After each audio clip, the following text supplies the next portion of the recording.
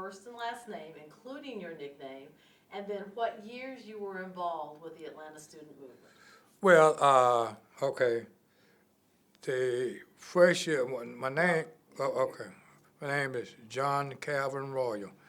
Uh, I'm known as Sonny. You know, everybody calls me Sonny. You know, I do not have a problem with that. You know, but in terms of the civil rights movement, No, the this Atlanta Atlanta student student movement. Well, my connection with the Atlanta student movement, my connection with the Atlanta student movement was not. I wasn't involved in the initial march up and down the street, but before it was over and done with, I was friends and associates and working partner with a substantial number of people that was involved in the Atlanta student movement, like Joe Pierce, people that you may not have heard or read about it, et cetera. Joe Pierce and Frank Holloway, who was a very good friend, my best friend, as a matter of fact, at present now. Julian Bond was another person. He was a activist during that time, but also up until his recent passing, you know. And Frank Holloway and Julian Bond and several other of us, you know, snake people, we continued, you know, this is our so-called lifelong work. This is what we do, you know, this is what we do. Everything else, I don't mean the way it sounds, it's somewhat secondary. It's because of so much going on in this world, in this country, in this city, state, and et cetera.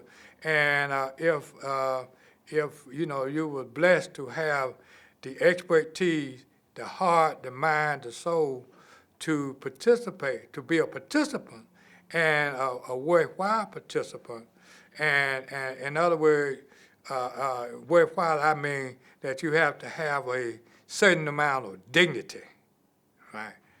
And on one hand, on the other hand, your hand has to be clean. Dirty hand, you know, like make a bad movement. It has a tendency to diffuse in and everything that you are trying to do. You know, dirty hand. You know, being greedy, for an example. You know, a parasite, city. You know, for an example. You know, so we the people that was associated with me, you know, they were basically people that was upstanding. None of us walked the water. Don't get me wrong. Now, none of us walked the water. You know, we did a whole lot of things that people might, you know, might have had some objections, you know, but two, I should say. But it wasn't nothing that was that sinful. You know, it was just from time to time you had to raise your voice to let it be known. In other words, see, all of us, you know, movement people, the people my associates, you know, like all of us didn't sing alto and soprano. You know, some of us, you know, like walked around and participated with our back straight and chin up. You know, we are very serious about it because what happened then, what's happening now, need to be addressed, and we tried our best, and we are trying our best, you know, up until now, trying our best to be relevant in what we are supposed to be about. Okay. You know? Give me a year that you participated with Joe Pierce and Frank Holloway. That was in the when I basically got back here from around 64, 63, 63, 64, 65, you know, that time. With Joe working with, you know, the newspaper, you know, as a writer, and et cetera. He's one of the writers and historians or whatever that was off the scene. He basically, you know, was doing, you know, his ideas floated around and et cetera, but he wasn't out front and stuff, you see. Some of our people, to make it plain, have an inferiority complex. You know, they didn't have to run in front of a camera, this and that and that. Oh, I am the greatest, this and that and the other, you know. Well, so be it, you know. So be it if that's what they would like to do. But then again, some of us, like took the position that it's not, like about all of that, about, like being, like superior or inferior, whatever. It's about, about getting the issues to the table and addressing the issue to the utmost of your ability. Now, you brought up a name, Frank Holloway. He told me the story once upon a time of integrating the Greyhound bus terminal here in Atlanta. Okay, can you tell me anything about that and or the Freedom Riders? Well, the Greyhound, I was there with the Freedom Riders afterward, the second time around. Okay, I wasn't there, but because during that time I was, still overseas, I was in Europe, but that was a movement, believe it or not, that was broader in Europe than it was in the United States. Well, See, explain that. The Europeans, had established colonial-oriented governments, throughout the continent of Africa, for an example. And they had the African people, some, policemen and guards and this and that and other, like more or less monitoring their own people and et cetera. But they would be, but the European would be the head of government, and we're getting the profit from the natural resources and that may prevail. Diamonds and gold and oil, and to this day to a certain extent. So when you saw that, how did that affect you here in the United States? Well, it affected because that was a connection. That was a connection to that, and number one of the things that I personally participated in, and Frank Holloway and some of the other guys, including Julian Father, Dr. Bond, we was in a movement to desegregate, the United States.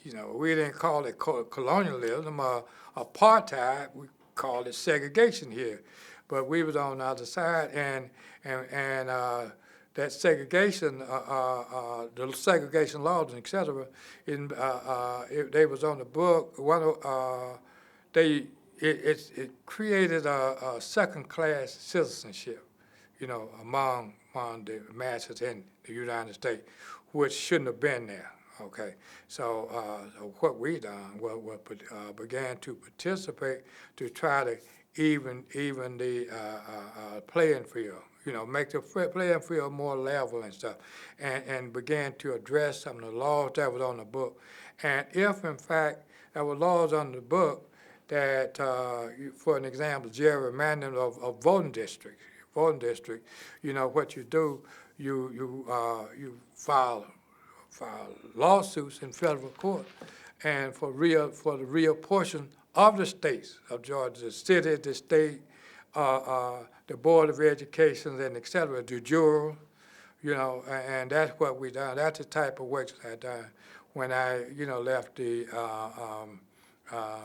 Congress of African People. I began to work for and with the ACLU, and we went all over the state of Georgia, for an example, filing a lawsuit to get, so that would be black participation. For an example of the gerrymandering problem that we had, if you was in City Hall here in Atlanta, if you live downstairs in this structure, your representative would be somewhere up in Buckhead. That means even if you registered to vote, like your vote, really wouldn't be counted to anything, because you just had a small number of people registering a little bit at a time, you understand? And so what you had to do is, and plus it was unconstitutional the way the district was drawn up anyway. And so what we did, we filed a complaint in federal court and went through the various jurisdictions. But we didn't go there and knock on the door and leave. We lived in places like the Cotton Patch Motel in Thompson, Georgia. I'm serious.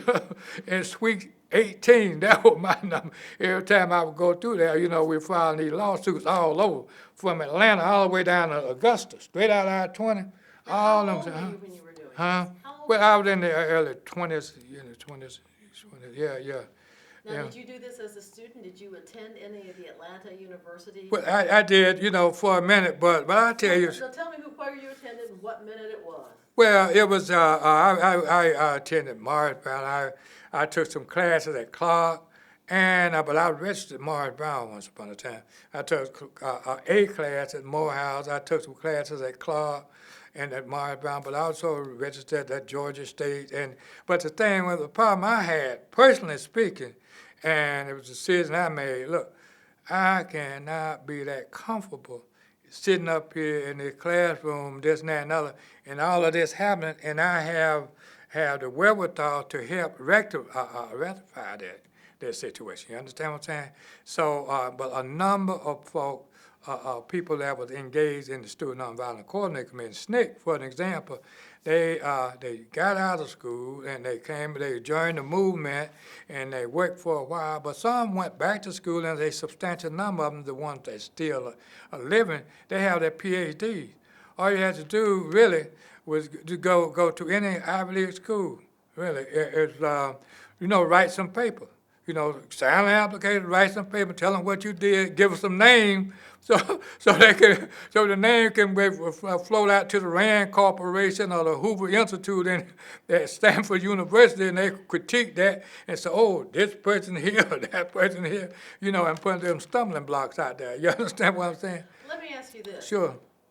Knowing what you know about the student movement and SNCC, why don't more people know the story? Well, that's a good question.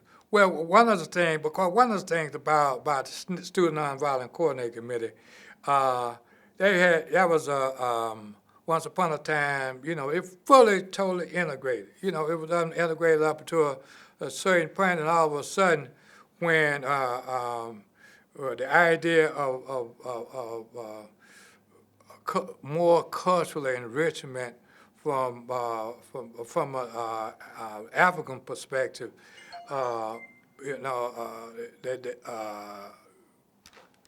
that didn't ring a bell. But a lot of folk, one of the problems was